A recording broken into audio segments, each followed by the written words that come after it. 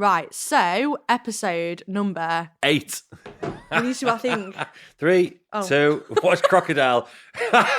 3, 2, 1. That is. Episode 8, and we are going to do a Q&A style. I feel like we've done a few of these now, haven't we? We've got quite a lot of questions today. Yeah, we did. We've got some good ones as well. So we'll just get stuck in. And should we just work through them and kind of see what comes up? So surprise me. Question number 1 today. I'll just go in the right order. Tips for stopping overthinking training. Stopping overthinking training? I think that means question am I doing the right thing? Should I do this? Should I do that? About it. I feel like training gets overcomplicated a lot.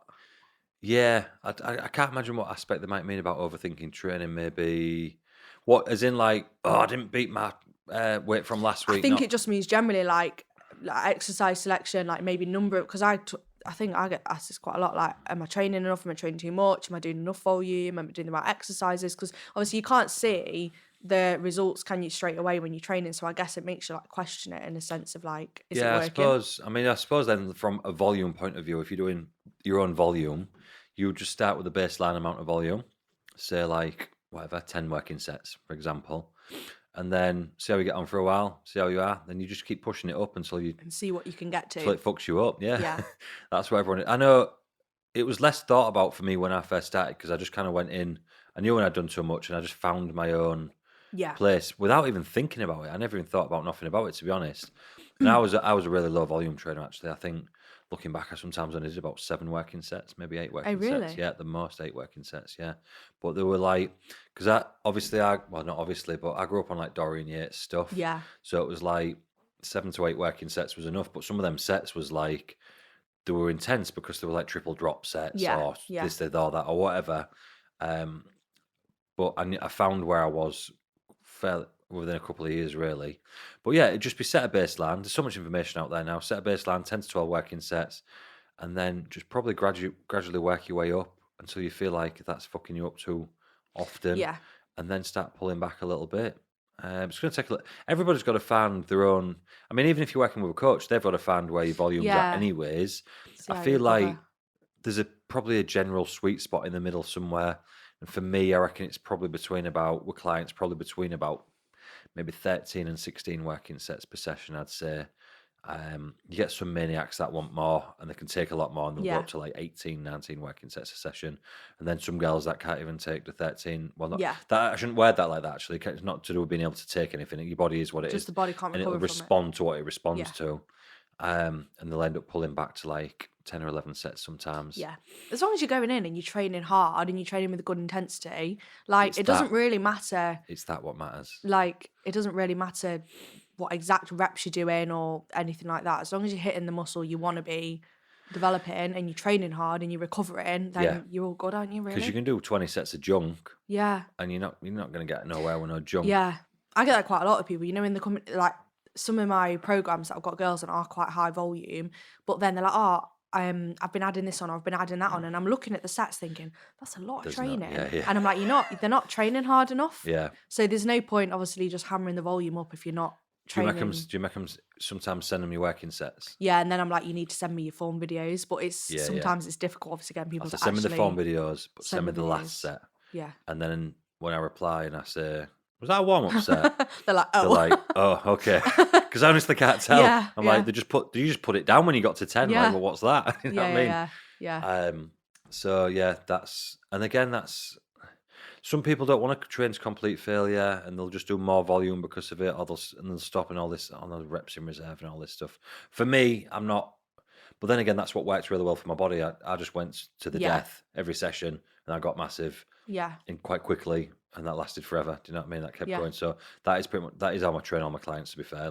Make sure everyone goes to failure. I want everybody going to failure and pushing that. But yeah, I can understand why there's a lot of overthinking, because there's just information everywhere. So much. And I try to take myself out of my own brain and put myself into a brain that doesn't know, and then look at Instagram and think, oh my God, what's this lot? You have to do this for that, and you don't want to be doing this for that, and they're on about the same exercise, and you can't do this, and you want to put this before. Like you summed up perfectly, the top and bottom of it is just intensity. Yeah. I think if you're training with a good variety of exercises across all body parts intensely, you're going to grow some muscle Yeah, tissue, and 100%. go what feels right for you as well. Do you know what I mean? Yeah. I love a double. I love a triple drop set. I spent my I full time doing yeah. triple drop sets. A lot of people don't like them and they think it's nonsense and it trashes you too much and all that. But I trained 7 sets and I trained 4 days a week. Yeah. But I did a lot of drop sets. I think it's quite nice though being in the gym and just being able to like when you sometimes getting heavier and then you sat around a lot, you're resting a lot. Whereas when you're going a bit higher up and you're adding some drop sets in, you just I don't know, you just feel like Feels, you're training a bit more. It's yeah, just if you actually enjoy your training, yeah. I quite like I used to do all it doing sorts of that. mad stuff actually. And I'm not telling anyone to do this, but I think I was maybe bored. I said speaking to my mate the other day, a lad in Jake, my mate Jack, and he goes, "Do you remember when you come in but where we was training at Bodywell that night?" And he said, "I'm doing hamstrings and calves. Do you want to jump in?" And I didn't remember what he was on about, but it definitely sounds like something I would have done. And he was like, "We was training hamstrings and we was just on the lie and curl," and he was like, "We're doing 200 reps, 10 on, 10 off." And I was like, that because I used to do stuff like that all the time. That's why my legs were like balloons, probably. Do you know Yeah. what I mean? Because they're just so full. Yeah, because you're like hammering them. Sarcoplasmic growth. And yeah, just like for legs for me, I just used to do all sorts of mad stuff. I used to start all my leg sessions with 101s, which was this is not helping the overthinking training probably, so don't pay much regard to this. I don't actually do this with any of my clients because I'm probably not strong enough to start at the start point with it, but I used to start all my quad sessions with 101s, which was just the stack of the leg extension, do as many as I could, drop it, as many as I could, drop it, Like as as many in as I went could, down the and went all the way down to stats till I got to 101 reps. That's how I started every leg session. that's mad. Yeah, I know that because this kid who I trained the other day, he trained with me and he was on about it because he was being sick all over the place. Everyone who used to train me would end up being sick because it was like that sort of crazy stuff that we used to do.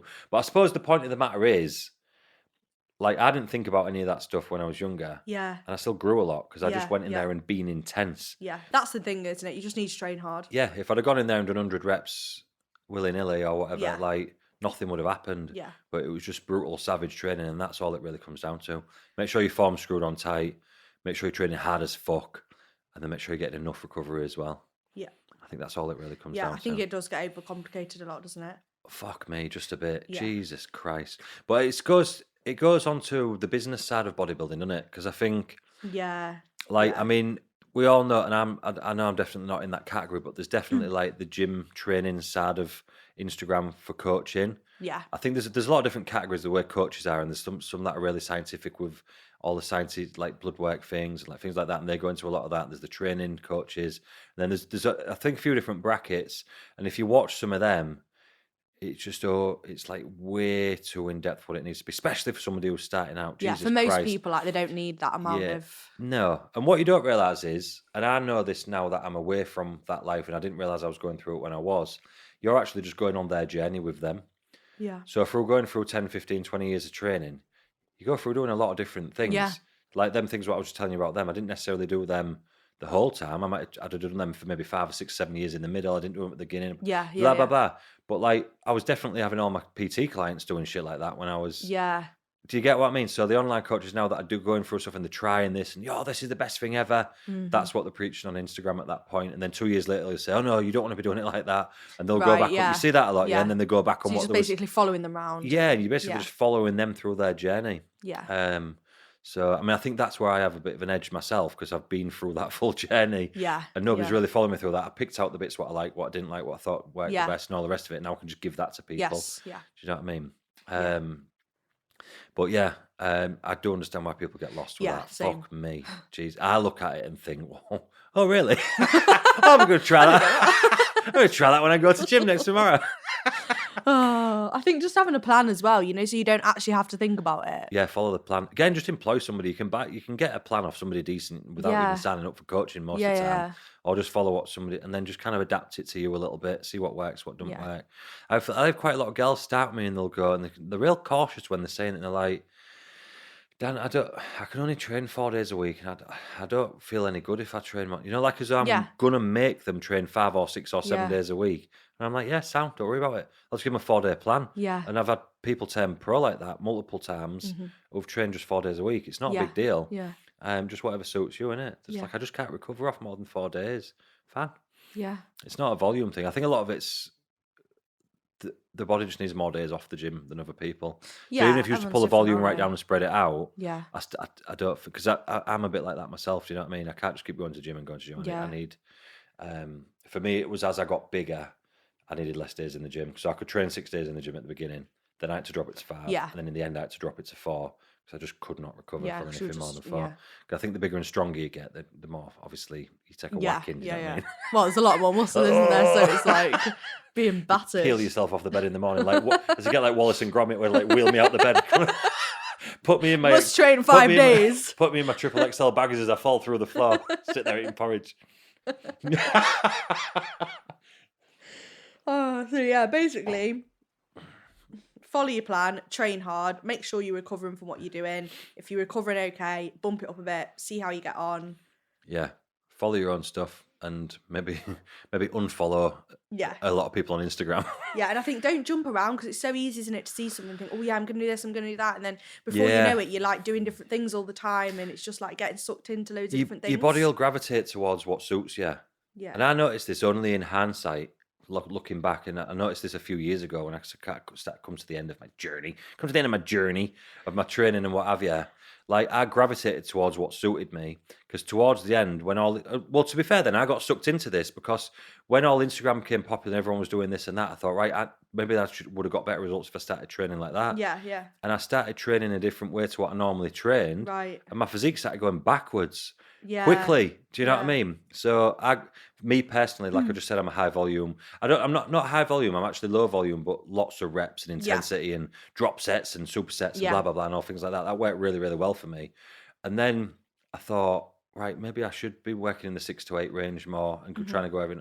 All I got was like sore knees and Like small pains. legs. Yeah, Sore knees and small that's all I legs. got. My quads and hamstring started shrinking, and my knees got sore. Yeah. And so I soon realised, shit, no. And that's when it kind of clicked on me, like you just gravitate towards what suits you Yeah. over time without even really, because it feels good when you're doing it. Yeah. You know what I mean? Yeah, and you like And enjoy you notice it, and and yeah. yeah. Do you know what I mean? A lot of people like feel like they're growing like crazy off 6 to 8 reps. Yeah. Where me, I didn't feel that. I just felt joints. Yeah. Because I guess because you have a lot of muscle as well, you were like having to lift loads of weight, I bet. And So it makes it dangerous as well. Yeah, to be whereas fair. at least if you go in higher rep, you can pull the weight back a bit, can't you? Yeah, And which is dead handy as I well. love yeah. training like that. I think it's good because you get like a really good pump and Yeah. it's like Yeah, that balance between. moving a lot. I think it's quite nice. Yeah, I like that too. A little add on to that. Tips for engaging lats in lat exercises. Very specific. Go on. I feel like I used to really, really struggle with this, and Will helped me with this. Is when you do, this is a really basic tip, and obviously a lot of people know this, but thinking about driving your elbow down into your hip, because I feel like I never used to do that when I was doing like pull downs and stuff. It's just easy, isn't it, to like Just to move the pull it. weight. Yeah. Whereas thinking about like pulling your shoulder down, leaning into the side that you are. Yeah. So say if you're doing like a single arm pull down, like leaning into that side slightly, and then driving your elbow down into your hip, so you can, and then you feel it in your lower lat a bit more as well when you're kind of leaning into it. I used to have this a lot with PT clients because like when somebody just grabs it, they just pull. Yeah, you use like the shoulder and the bicep. Shoulder, bicep, and all the rest of it. Whereas when I'd say like, just imagine that your hand's a hook, and then the power's coming from your elbow and drive through the elbow. So like that takes all of this out of it. That's a good way of thinking Hook about onto it, and then you're trying to drive your elbow back, and then that takes all the thought out of this from it, and drive it right round. Another little tip as well. I don't know if this is still a thing or not, but going thumbless. Oh, so you're not actually gripping? Go like... thumbless. Yeah, so this was, I seen this on a Jay Cutler video when I was like 18 or whatever. I was like, oh, I'll try that. And I did notice the difference. And I still do it to this day, to be fair. So if you put your thumb around bar like that, there is more muscle activation throughout the full area and all the rest of it. I know that. But it pulls through the bicep a lot more. It's a lot easier to pull through the bicep. Okay, yeah. Just because of the way you pull in. Whereas if you take your thumb to the other side, mentally or whatever, it allows you to feel like you're just pulling through that, which then is less likely to use the bicep, and it does work. As soon as you take thumbs off, it like, maybe not for all people, because I had some PT clients go, no, I don't notice that. Some are like, oh wow, Jesus, that's the difference. That was a game changer for me, to be fair. And if you're using machines or even bars, you don't need your thumb around it. You've got straps on sometimes anyways. Yeah, so that was a bit of a game changer, which... Little tip. Yeah, little cheeky tip. Give it a try. If it works, if it doesn't, throw it in the bin. I think with training as well, it just takes time, doesn't it? To like play, you have to play around with things, find what works, find what doesn't. And having muscle. when you don't have any Always muscle, useful. when you don't have any muscle, you can't feel it. Yeah. So it's very I difficult. never actually thought about that. That's true. Yeah, so it always sticks in my mind from PT. I think this was really helpful when I was a PT. Yeah, I was the same. It like helps you learn so much. Yeah, You see how people move and stuff, I used don't to you? have like guys that come in like skinny as fuck, and you'd put them on like a bench press or a Smith machine or whatever in the chest press, and I'm like, can you feel that in the pecs? And you're like, no. And then I'm looking and I'm thinking, because there is no pec, it's just bone. There's nothing to. Whereas like obviously when I was training, you're like boom, boom, and you feel it. Like when you've got nothing there's nothing to feel. Yeah. So I suppose you've just got to really rely on some sensation that you get and really work with that. Then as you get bigger, it's really the bigger you get, the easier it is, because you just pull on something like boom, there it is. Do you know what I mean? And your brain activation is really good. Takes a bit of practice. But yeah, you might not be feeling as much if you've not got too much muscle just yet. Yeah, true. Although you will have muscle, because it will be there somewhere. We have to have skeletal muscle, otherwise you'd fall over. Oh, okay, right. How I like this question. How to move from being a bikini competitor to living a normal life with more balance. Currently 4 weeks post show and struggling to get let go of the lean body. I'm still stage lean. Ooh. Do you want me to read that again? I feel like that's quite a long question. No, I got it. Yeah. So she wants to quit bodybuilding. Yeah, basically, she competed 4 weeks ago, wants to stop bodybuilding, go to a normal life, still very lean, struggling to let go of being that lean. Just do it very gradually, because it takes time. The man takes time to adapt to what's in the mirror, and it will adapt to what's in the mirror. Yeah. Because it's obviously we all do that very slowly, but 4 weeks is not long. No. Not long. Oh, she must have competed in December then, yeah? Send that today. Yeah. Leah's writing to herself on the question box, everyone. This is Leah exiting. This is Leah exiting bodybuilding, everyone. She's just trying to ask me. She's trying to ask me for her anonymous box without asking me. I'm trying Dan, to how do I exit Dan bodybuilding? Like what? So you competed on December the 23rd? Is that what you're saying?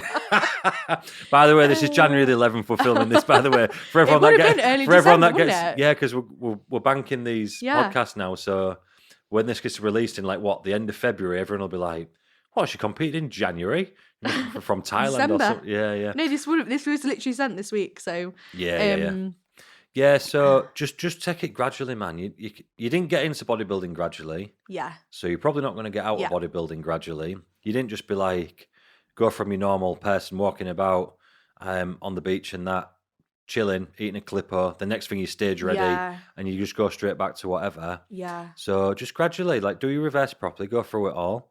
Get all your blood work done, everything like that. Just if you're somebody that struggles putting fat on, and I do have these clients that really, really struggle with putting fat on mentally, so they hold on to a lot, and I have to take it quite slowly with them, which we discussed on one of the previous podcasts. Take it easy, then get to a nice set point where you want, and then I suppose wherever your diet plan's at that point, if you want to go into a normal person, maybe move over to macro tracking from that point. Yeah. So then you've got, if you're panicking about it, and you're macro tracking from where your diet plan is, this is how I would see it, I suppose, then you can always eat your diet plan if you're worrying too much about changing. Yeah. And you can change one meal at a time. You just need to phase it out, don't you, really slowly if you're struggling. Steady away. Phase it out over a good few months.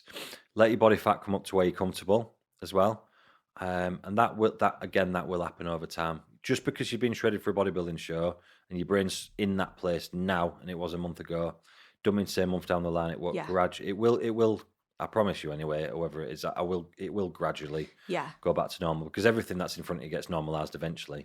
Yeah. So you get a little bit softer, think, oh, like shit. Yeah. And then that'll become normal. Yeah. And then you soften off a little bit more and you'd be like, oh no. I think even even people that are still competing still go through that, because you usually see the body fat come up and you're like, oh my God, like, oh. Yeah. And then you actually realise, oh, actually, like, it's okay, nothing bad's happened, like, it's fine, life is fine, like. And I think also what helps with that is like asking yourself, what is that actually bringing you? Like, how is that actually adding to your life? Yeah. You know, if you're saying that you've stopped competing and you want to go to a normal life, like, what are the reasons you wanted to do that? Because you've obviously put some thought into it if you decided you don't want to do it. So, like, what's the reason that you want to do that?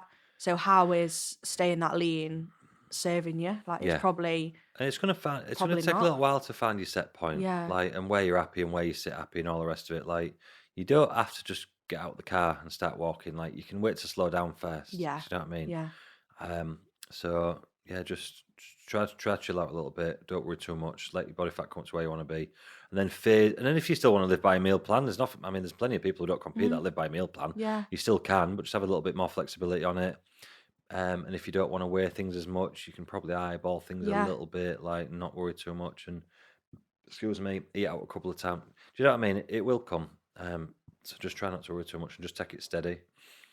Yeah. If anything, I think going quickly would probably make it worse because you wouldn't know what was going on, would you? Yeah, you probably like if you try. Imagine if you've come from bodybuilding and you like set meal plan, really rigid targets, then all of a sudden, Chippy tea every Friday yeah, night. I feel like people do this quite a lot actually that are coming away from bodybuilding. They like flip and do a full 180 and they're like, I'm not going to track my food. I'm going to intuitively eat. I'm going to like start yoga every day, and it's like you freak yourself out because there's so much change. Whereas you can still do your bodybuilding training. You can still, intuitively eating hard. Like if I intuitively ate, I'd be one fat motherfucker. Same. Can you imagine me with my appetite? I'd be about 25 stone. Leah's intuition would take us to a not good place. She won't get out. She would just sleep 14 hours a day and eat 12,000 calories a day. Literally. That'd be better. Just sit there with sausage dogs. Just lay there stroking a sausage dogs watching Netflix. That sounds like my dream life. that sounds like my Sunday afternoon, actually. It does. That sounds brilliant. I love that. Yeah.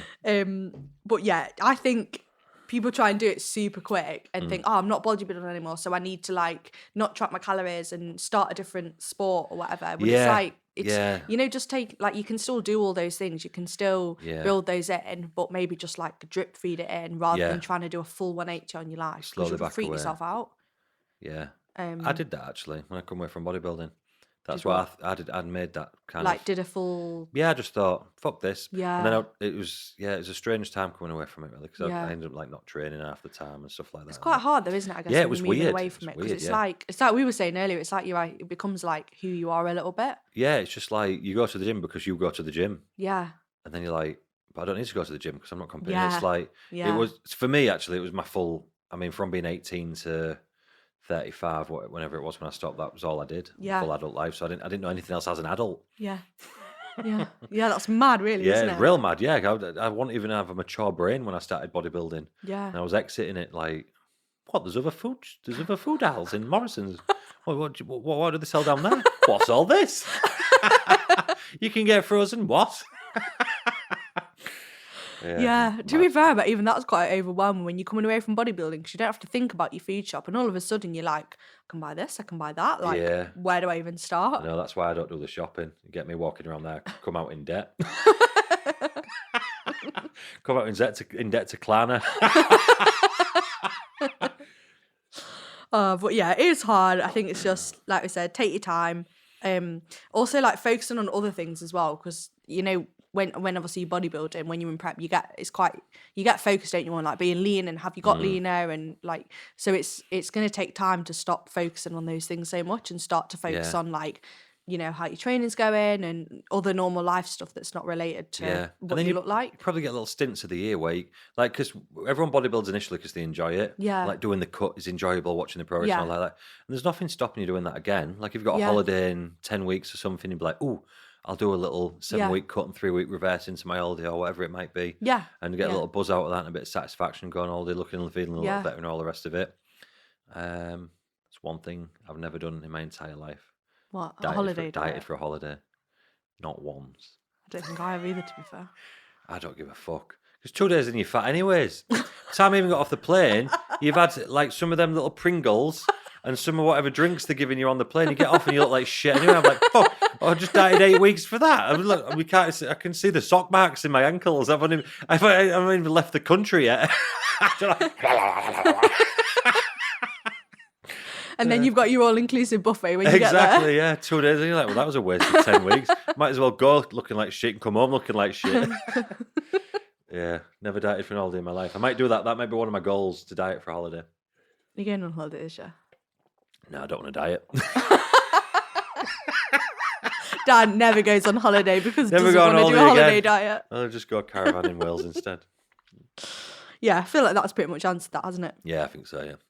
It's hard. It's just going to take a bit of time. You're like changing your whole life, basically. Yeah, so. But again, it's the extreme mentality of a bodybuilder. Just like, boom, boom, boom, I want to switch, boom, boom, boom, like that. Like, just let it chill. You find that a lot, don't you, as well, with people that have quit bodybuilding, they have to latch onto something else. Yeah. It's like... Oh, 1,000,000%, yeah. That's the reason I got into bodybuilding to start with. Yeah. Because the brain needed something to latch onto. Yeah. And it's a very good thing to latch onto. Yeah. Because it's never ending. It just keeps going forever. It doesn't end.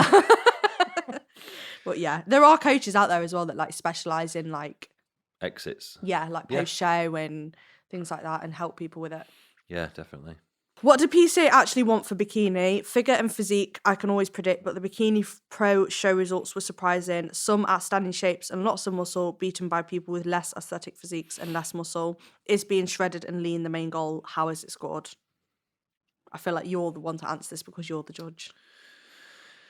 Yeah, it's a very open-ended question, isn't it? Because I suppose a lot of it comes down to that's their opinion of what they're seeing. Yeah. I mean, like I suppose PCA Pro Bikini is quite lean though, isn't it? yeah, it's very shredded. It's very lean. It's very shredded. Yeah, it's easy to say things from a distance in the crowd, what you're seeing compared to what you see up close on the judges' table. That is two very different kettles of you fish. said that before. Yeah, massively. Sitting on that front table, it is a different thing. Yeah. And sometimes conditioning will override certain shapes if the certain shapes are not in thing. But at the end of the day, if someone's got a better physique and the conditions line up, the better physique's going to win. That's always going to happen. Yeah. So I don't know what show they're talking about or whatever, or what they might be regarding to. But yeah, PCA Pro Bikini is very lean. PCA Pro Physique is very jacked. PCA Pro Classic is more jacked. PCA Pro Bodybuilding are bigger than the amateur bodybuildings. Yeah. Do you get what I'm saying? Yeah, they're like all to the next level, aren't it's they? the supreme version of it. Do you know what I mean? Yeah. So yeah, the bikini one I think causes a lot of controversy or whatever it's called, I think so as well. because it switches from what the criteria is in the amateur, so then it gets pushed to boundaries in the pro, which is a little bit more trained bikini in a lot of instances. Yeah.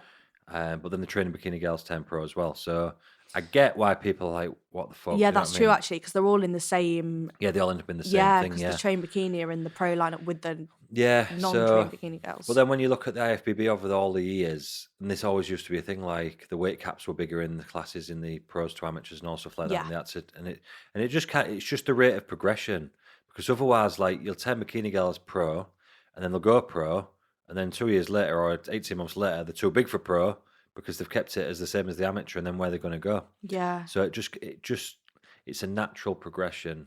It like always pushes like the upper limit a little bit more. The boundaries, yeah. Yeah. And they can be too jacked and too ripped for it as well. Conditioning, possibly not so much, but the jackness wise, there will become a point, and I can see this coming over the next few years, where some of them will get too big, and they'll get marked down for it. Yeah. Because they have to stay within a certain limit. It's not just a wild field. It's not of just madness. who's Do you know like what I mean? keep getting bigger. Yeah, and keep getting it don't leaner. go on forever. There will be a point where people get marked down for that. Yeah. I'm sure, but because it's in its infancy as a circuit, a pro circuit. Because obviously the PCA Pro stuff only come about a few years ago. It's not age old. So them pro circuits have been filling up, and now it really has become a circuit. We've seen how many of them there is. There's loads now. Do you know what I mean? Yeah. So as that grows and develops, however that develops, I'm not sure. My prediction is that eventually it'll become where there's pro qualifiers, or whatever you want to call it, pro final qualifiers at the qualifiers. Right. I reckon it'll develop to the point where you'll have to qualify for the British and the Universe and the Worlds from the qualifiers. Right, okay. Because otherwise, if the amount of pros goes on forever, well, you're going to get 50 on stage, 60 on stage, actually, 70 on stage. Because there's not enough pros at the minute to warrant that happening. Exactly. But as it builds more as a circuit, they might say, right, well, we want you to compete across these 4 shows, for example. And then the top X amount will go to the British. That's quite good. That's kind of what they do with like IFBB, isn't it? In terms of like Olympia. Yeah, and obviously like it's 50 years in front. That'd be cool for it to get to that level, started wouldn't in it? the 70s. Yeah. Like some of them Olympias with Arnold in it. There was only Arnold in the show. Yeah. Like that's what people don't realise. Or there was 2 of them or 3 of them or whatever, and it's grown and grown and grown over 50 years to what it is now. So this is in the infancy of growing to what it'll be, and it's only a natural development that there's going to be more and more pros. So eventually there'll probably be qualifiers and then a finals, which is a different topic altogether. But the answer to this question is conditioning is very important in the pro bikini. Conditioning is very important at the big shows, British finals, Worlds, Universe. Yeah. The limits get pushed. And me as a coach, I know how to play the game with that. I know how to put people in at the qualifier, and I know how to put them. Yeah. Because I know I can't get away with at a qualifier what I can at a final. Yeah. Because the limits are all getting pushed by everybody at the final, and that's how we be successful. Giving away my secrets. But it's obvious, really. Just bring people in sharper for the finals, do you know what I mean? Yeah. And don't push it too much at the qualifiers if we can help it. Yeah.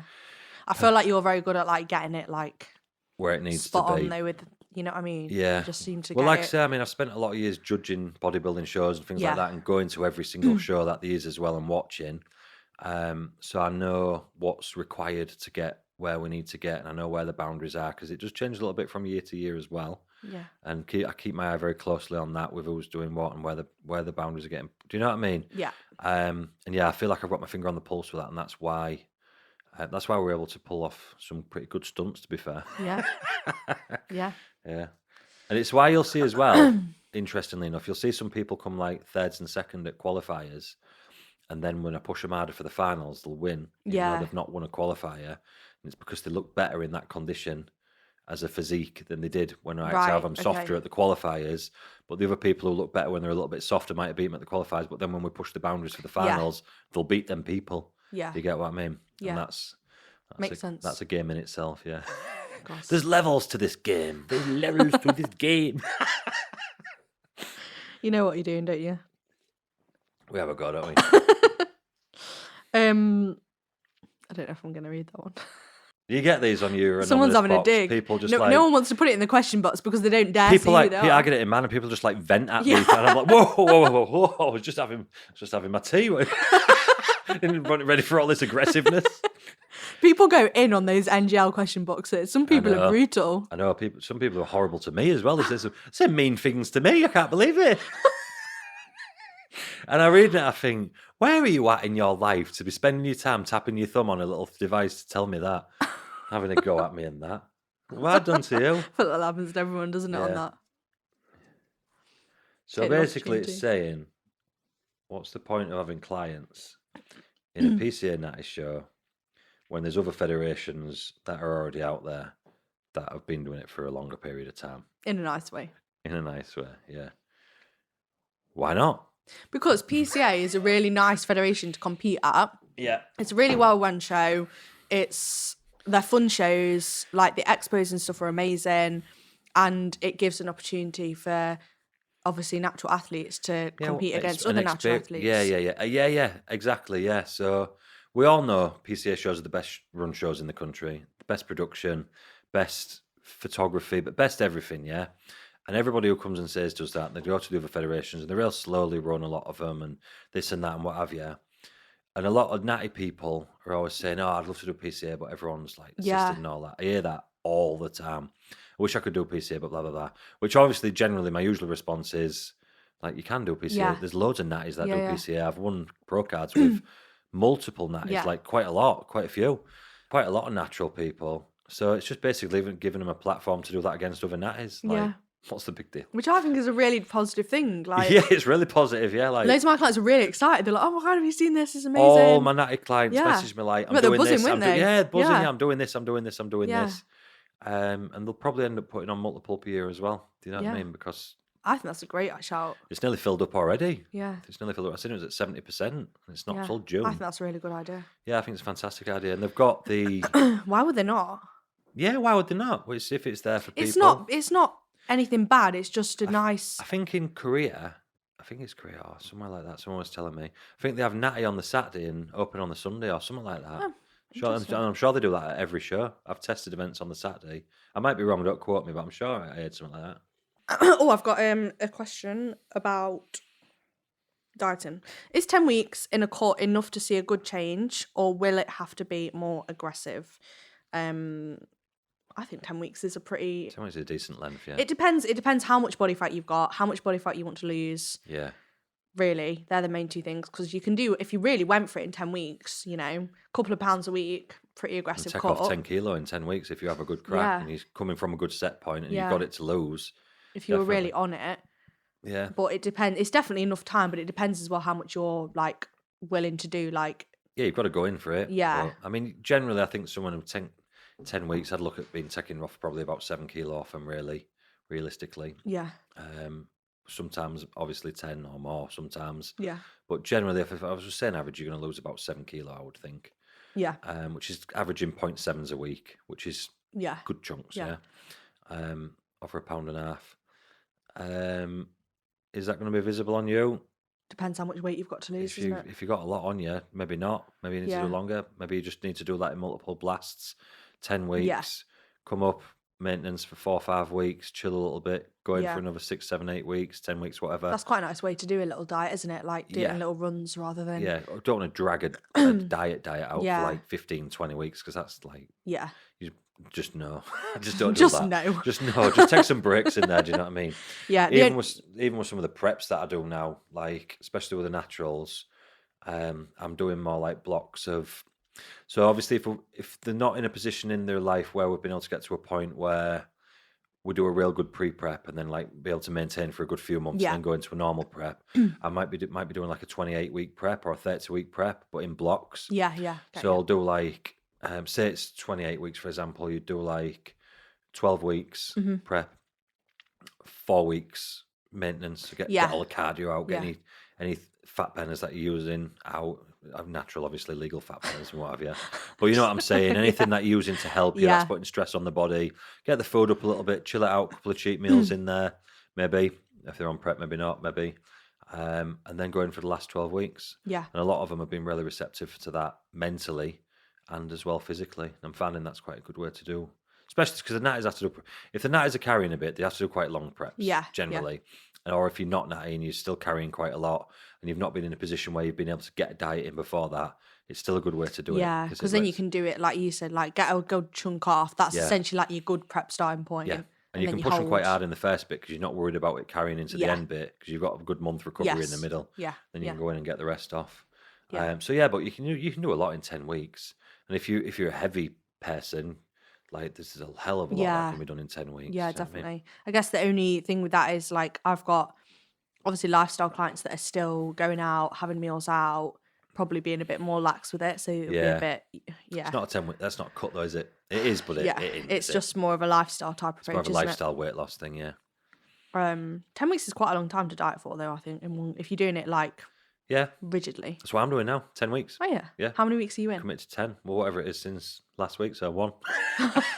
So far, so good. I think you bought your chicken and rice and your veg with you We've just eaten it. Well, I've just eaten it. Yeah, 8 days in so far. Don't know. I'm not shredded yet, to be fair. Are you doing your steps? Yeah, I'm doing 10 weeks. Yeah. We'll report back at the next podcast and see BRB. Yeah, I'll give him by the be. next podcast. I'll just be eating KFC. I know you'll be nearly done by then. I won't be far off by the time these all come out, will I? 5, 6. You'll be like 7, 8 weeks in then by the time we do the next one. I'll be real. Well, next time we come and record, I'll be real snappy. I'll be like, "Yep." What do you mean? So sort of stupid question is that?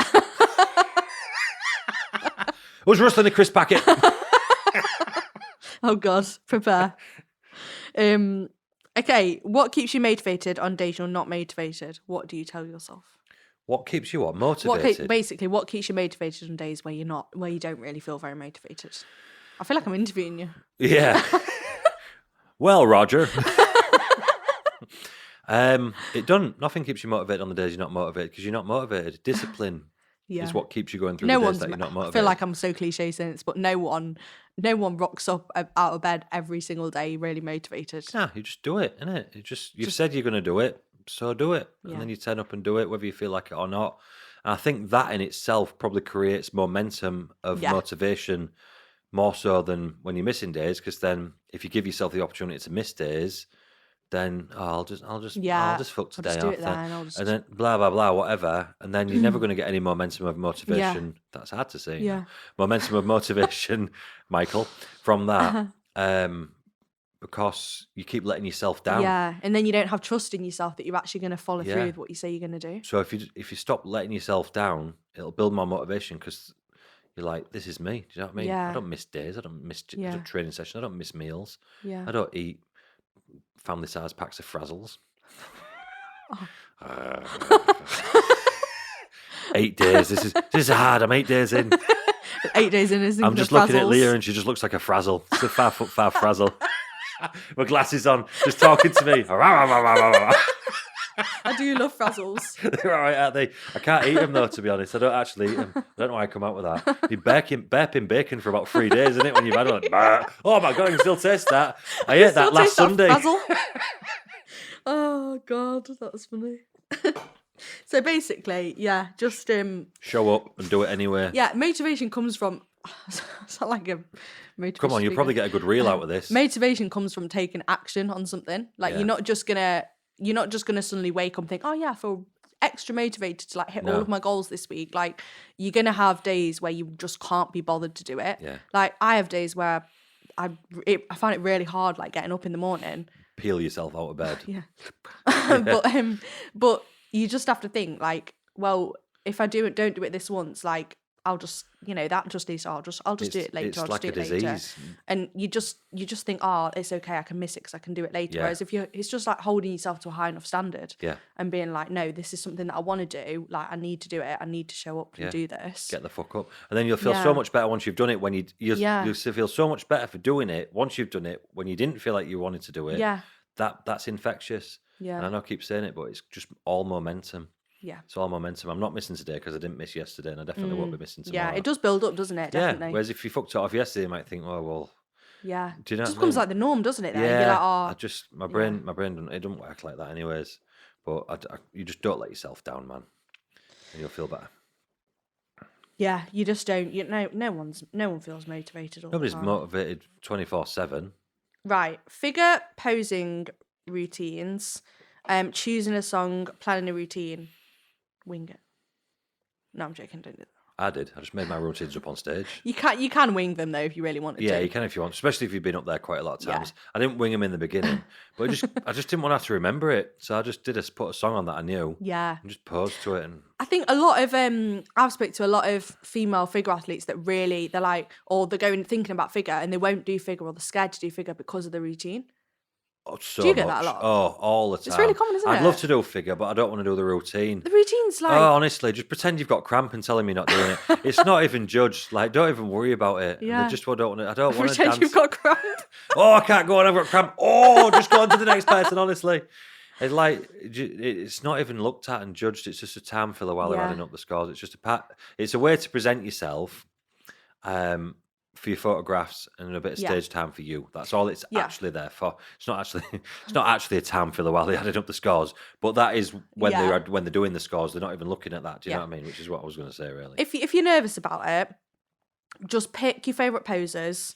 Yeah. You can work with a posing coach that will literally make your routine for you. Pick a really slow song so you're not having to like jump between poses and just make it really, really easy. Yeah, just go through your poses. Yeah, you can basically do your quarter turns with a little bit of flowiness in between. Yeah. Nobody gives. Most people probably aren't watching it. Yeah, they've probably gone to the toilet. Toilet break. Nobody cares about your routine. Yeah. Choosing a song, just pick a song you like. Yeah. Yeah. Pick a song your mum likes. Pick a song you like and pick a slow song if you're nervous about it because then you're not having to jump around a lot. But you don't have to do any mad flip. I mean, I think that looks so cool. And I wish yeah, it I does could look do cool. stuff And if like you can that, do it, do it. If you want to risk your ACL on stage, it's up to you. I'm not that savvy. No. It's less hard than people think it is, the routine. Yeah, and I've had loads of them, especially when they've come from bikini. Yeah. And I've just been like, look, and then they'll do it and they'll be like, oh, actually, it was all right. I like this question. This is a kind of a business question. Ooh. It's nice to talk about stuff like this. Yeah. Tips on how to manage clients, how you run check-ins, etc. Time management. Oh yeah, this girl, she put that on my Q&A when I was doing my stories last week, and I actually didn't get round to doing it. But when I read it, I thought, oh, that's a good question. Just read it again.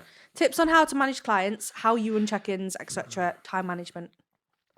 This probably goes back to what we was on about in the last podcast with being routine. Yeah. Like for me, I do the same things all the time, and I manage my time really well and make sure I've got enough time for my clients. So I have a set amount of clients per day, and I never break that limit.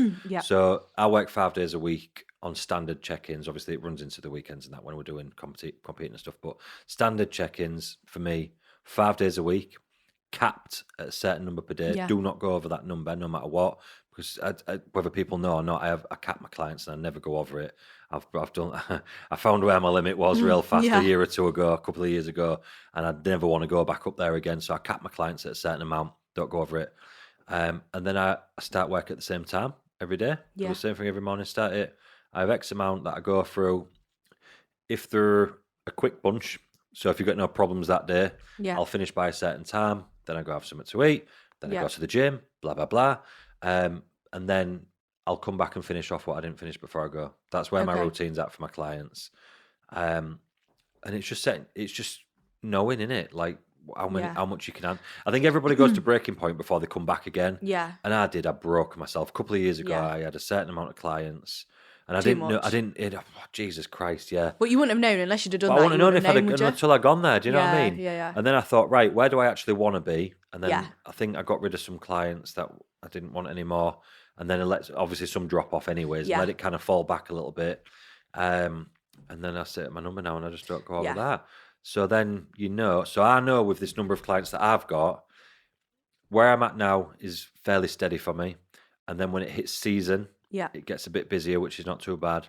And I know when it hits peak season, September, October, November, Yeah. I know I'm very, very busy day to day, and it's for a short stint of time, Yeah. 3 months.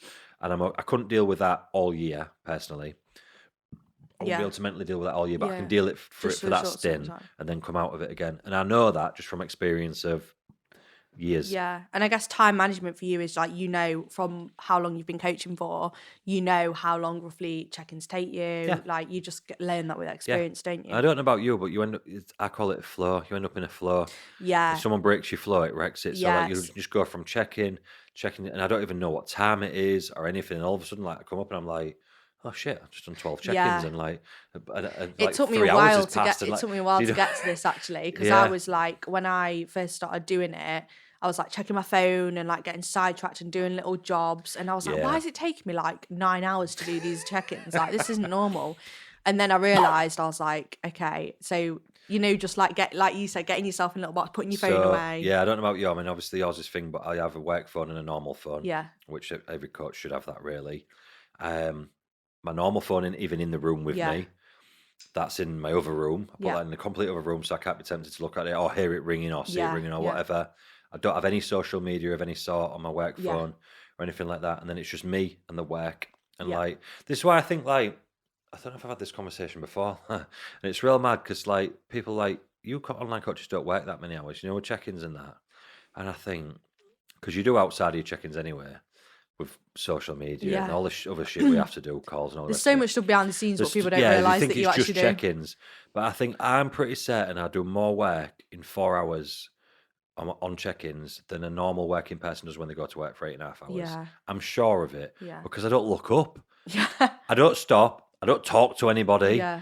There's zero interruption for what I'm doing. What other job do you go to where you are literally doing the job, let's call it an office job, without looking up, talking to anybody, looking at your phone, going off something to eat, anything else like that, for literally non-stop, Yeah. like that? I'm pretty sure I do the same amount as an 8-hour day in about 4 hours. Yeah. And then you've got your other stuff you do outside it. Yeah, and then obviously you got to film your reels Yeah. and bloody do your social media and take calls and answer Yeah. inquiries and all the rest of it. Obviously all that builds up. Yeah. But I do think in that block of work of check-ins I do every day, Yeah. that it's that I do more in that time. But yeah, so for me, I know where your limit is, and you learn where that is real quick. And then, like, so far as managing people, it comes down to the same thing. So I know at any point of the year for me now, when check-ins come through in the mornings, I deal with all my dailies first, which is people on prep, Yeah. which is the week of the show, peak week. Do my dailies first, and then if I've got midweek check-ins come through as well, I Yeah. usually deal with them second, and I'll go to my normal check-ins.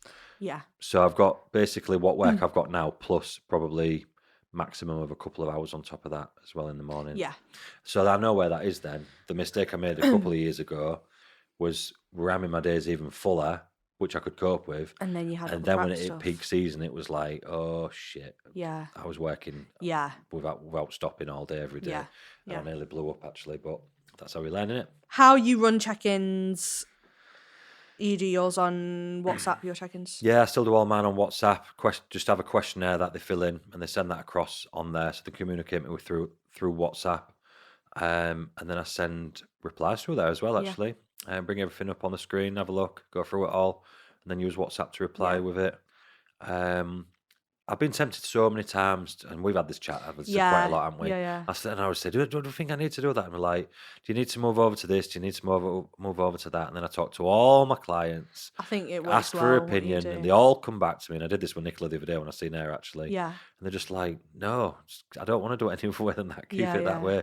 I think everyone's got this natural just want to progress. Yeah, But if yeah. something's working, just stick with it. All my clients are happy as Larry on Yeah. there. It's real easy for them. And I always say this, like, if you've got an app and it goes down, I don't want the Yeah. stress Yeah. of then, like, WhatsApping. Do you know it what I is, mean? and that Or, does happen I sometimes know with it does. apps, Yeah, and it can is you imagine that stressful. on like peak week and that, and people can't get all the app and they can't log into the app because they ain't got internet where they are, Yeah, or this and that. I know if WhatsApp goes down, the biggest team of yeah, technician people on earth are yeah, getting that backfired literally. up. And in the full time I've been on WhatsApp, I think I've known it go down maybe twice, Yeah, and it lasts like an hour or something like yeah, I that. get what you mean. It is a lot more Yeah, reliable. so and I go through this every single year, and you've been with me a few years, and I know I've had the conversation with you a few times for your opinion, because I do value Leah's opinion a lot. Thank I you. ask her things, and she always comes back to me the same thing. No, just leave it as it is. It works Yeah, for because everybody, I and did show everybody's you that happy. at once. Yeah, you did, didn't you? Yeah, Yeah, yeah. yeah, I and do think it works though, the way you do it. yeah, It's just straightforward. yeah. And people that you coach as well will just crack on with it. Like they don't need like little boxes they can tick Well, off and stuff like that. that's the thing. I think that's what it comes down to. Like for me, for my clients, like they just want the information. Mm. Like you will get. I think I've spoke this on a different podcast. I don't know if it was with you or when I was talking with Georgie one time. You'll get 5% either end, I think, where like you'll get some 5% that like at the top end that like, and they need to see all their information on a Yeah, spreadsheet, yeah, and they want to fill in a spreadsheet every single morning, say how many times I've had a shit, say what your weight is every morning, yeah, say how much coffee you've been using that day, and blah blah blah, and all yeah, that. yeah, And you will get some people that do that, and I have a consult calls with people that have said that, and then they prefer that type of thing, yeah, and that's cool. That just means you're not suited to me. Do you know what I mean? yeah, It's not anything else, but it's not that many people. There's 5% at the other end that probably don't give a shit about anything.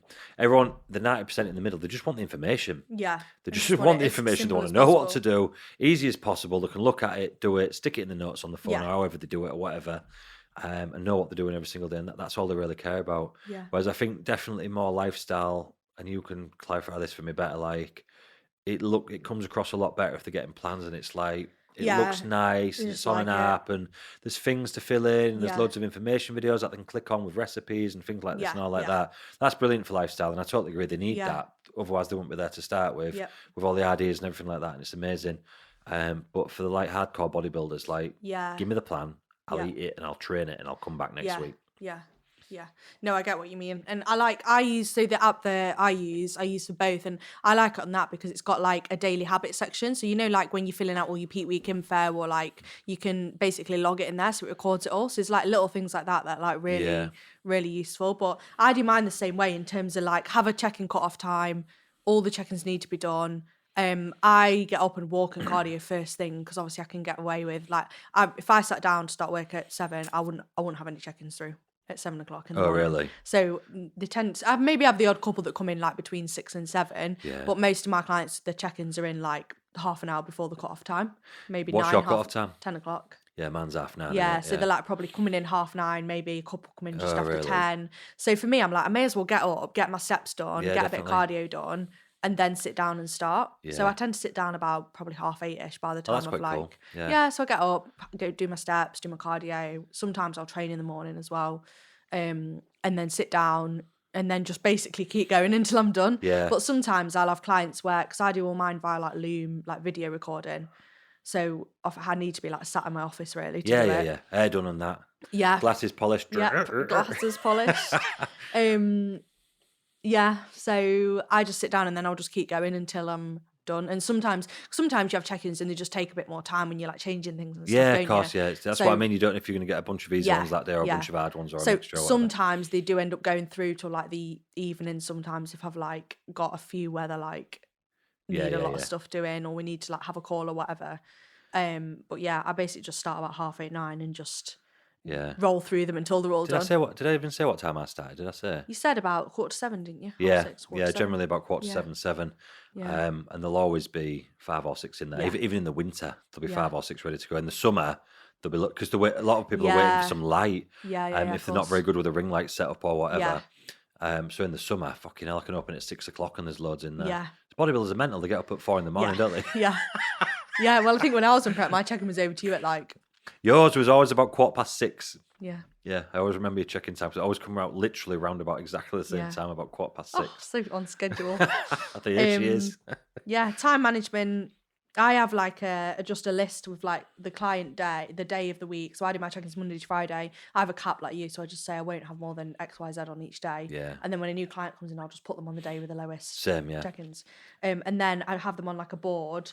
And then I can just check who has and who hasn't checked in, and then chase people up who haven't checked in. Similar. Which works quite well. I have mine in groups, don't I? Yeah, that works well as well. I use WhatsApp groups for mine, so I'll have all my clients for that day. I'll have a Tuesday group, a Wednesday group, a Thursday group, a Friday group, and a Saturday. That's my 5 working days. And then when someone leaves, I take them out of the group. When someone joins, I put them in the group. And it's just a real easy way for me to see how many clients I've got on that day. Yeah. And then, right, Tuesday's a bit empty, which ironically, it's my empty day at the minute. Put them in there, blah, blah, blah. And then if I need to send any messages, it's double-handed, because then if I need to send any... I actually put them in there to start with to keep track of them. Yeah. So I knew where everybody was and what they were doing. Then now it's just like say before Christmas, like when I moved everybody's check-in day by one day, I just send everybody a message. Yeah. I couldn't imagine having to message all them different people and tell them what was going on. Yeah. So I could just keep them all in one place, all in the day groups. Yeah, that's a good idea, to be fair. Yeah. Sorry, guys, I'm blah, blah, blah. I'm just stuck in traffic or blah, blah, blah. You know what I mean? Yeah, it just keeps everything organised, which is a really good idea, actually, to do it that way. Yeah, it makes it dead easy. I don't do mine like that, but it makes sense. And that's how my checklist goes. I just go on, at the end of the day, when I finish checking in, I look on the group and have a look. Yep. Oh, where's there? Boom. Send them a message. You all right? Yeah. You know what I mean? Yeah, makes sense. That's a good idea, to be fair. In off-season mini cup prep, if you miss a meal, is it better to have 2 in a row or skip it? Obviously, granted, that doesn't happen very often. Just eat it. Eat both meals at the same time. Both meals at the same time, yeah. Some people do that anyway. Like, it's not something I recommend. I like people spreading it out across the day. If you've got like 6 meals, though, you can get away with probably comboing like a chicken salad with like a meal with carbs in, and just add the chicken protein. and rice. Then you just have a bit more chicken in that meal. It's a lot of things with that over the last few years where everyone's like, it doesn't matter. You just eat everything on a night, and like they end up eating like 5 meals at once. And I'm like, I'd love that. Why does everybody have to be so extreme? Why can't they just say you can cluster a meal now and again? It won't make that much difference, as opposed to I don't start eating until 4 o'clock in the afternoon, then I eat all my meals before 9 o'clock and go to bed. I don't like being hungry. Like, what the fuck has happened here? That's actually crazy. I know. Yeah, so just combo them together. Yeah, you'll be all right with that. Yeah, that's the easy answer, isn't it? Amazing. So yeah, that is I can't remember what episode 8. Episode 8. Yeah, episode 8, that one. So yeah, we're on Apple, we're on Spotify, we're on all the channels now. We're on YouTube. Fucking gangsters, aren't we? Yeah. Digital gangsters. We are. We're on it. So yeah, let us know if there's anything you want us to talk about. Like, yeah, we'll drop some boxes up next time, and we've always got some topics to go at anyway. Yeah, I feel like we get quite a few through. Thank you as well for all the support. I've been getting quite a lot of messages. I don't know if you have, saying how much they're enjoying it and whatnot, and especially a lot of my own clients as well have been saying it in the check-ins and stuff like that. Yeah, it's been really enjoying it. So it's motivation to keep turning up, talking shit, and recording it, posting it on the internet. Thank you very much, guys. No, it's good. It's nice. It's nice. It is. Yeah. Thanks so much for watching, and we'll be back it'll be a few more weeks now, won't it? Yeah, when Leah gets back from Thailand. I'm going to Thailand, if you didn't know. She'll be very brown when she gets back. I hope so. So if you don't recognise her, it's Leah. Hopefully I'll blend in. Yeah. Thanks, guys. We'll be back soon.